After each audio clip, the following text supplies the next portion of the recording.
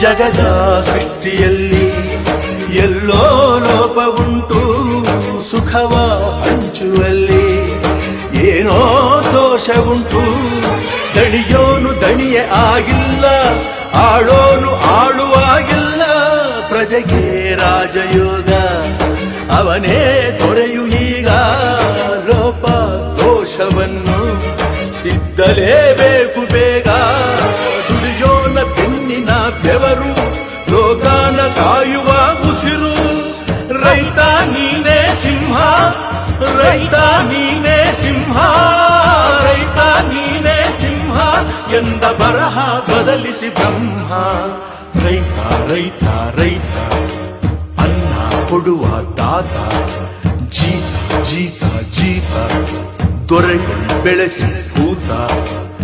ಬೇಲಿಯ ಹೊರಗಡೆ